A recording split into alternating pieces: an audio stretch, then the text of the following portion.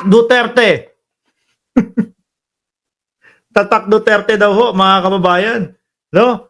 Tingnan nyo si Tatay Digong. Oh, yan ang mga nagagawa ng Duterte sa ating bayan. Ganun daw ho. Talagang kineklaim nila eh.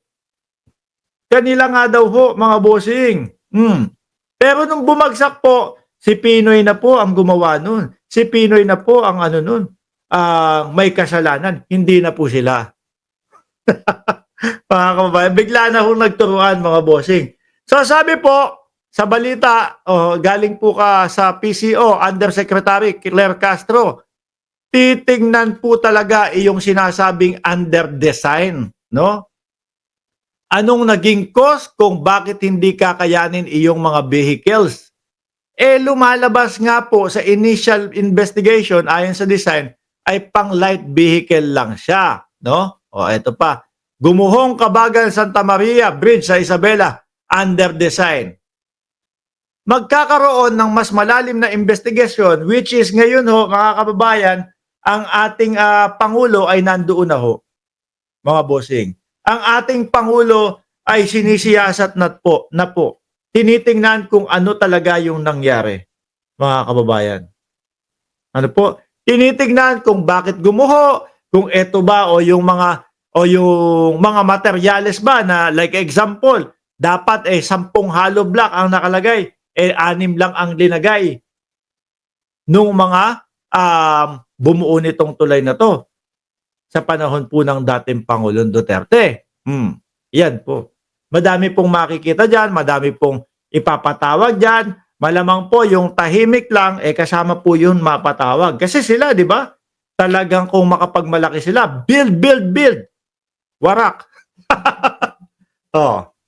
Di ba? Sabi ni Mami Hong Kong, ni Mami HK, Sir, sa Net 25, binanata na naman ng 2 angkor doon si Atty. Claire. Fake news daw siya.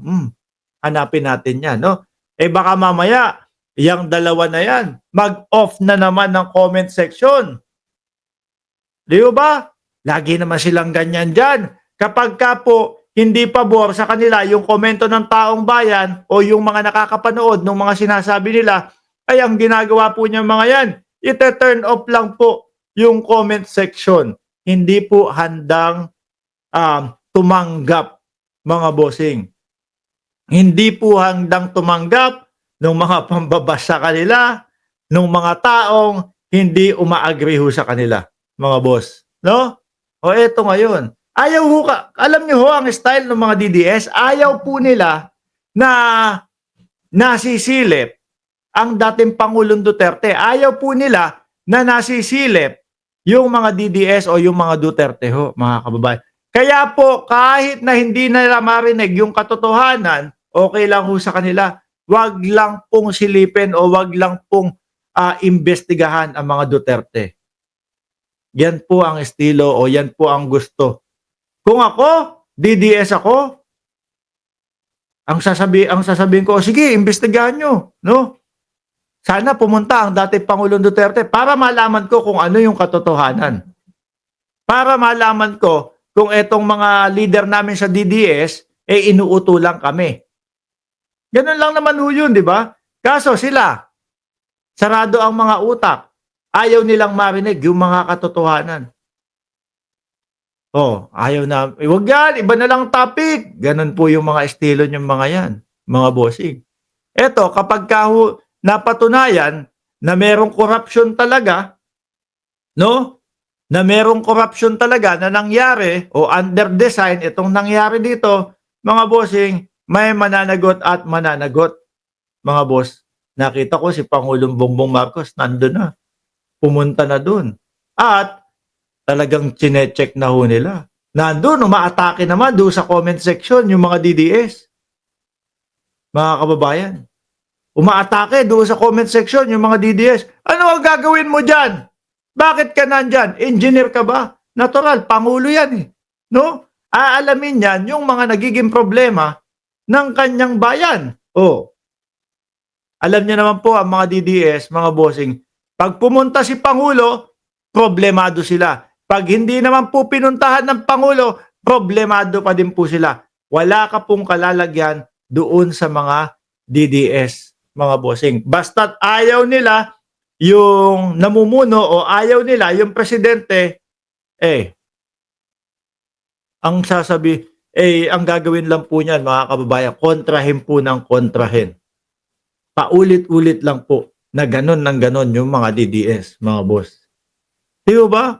O eto, kagaya niyang bridge na yan. Pinuntahan ng Pangulo, galit sila. Ano daw ang gagawin ni PBBM doon? Hindi naman puntahan ng Pangulo, sasabihin naman nila, walang pakialam yung Pangulo, bumagsak na't lahat yung bridge, hindi man lang pinuntahan. Di ba? O, sabi ni pambansang nanay, survivor, Mark, kailan ba uwi mo? Bigyan kita ng security, 4 na bulldog. Aba? Kapag hindi ko pa alam. Wala pa hong petsa, mga bossing. Ang alam ko, pupunta kami ng Canada bandang Agosto. Ayan, Toronto, no, or Vancouver.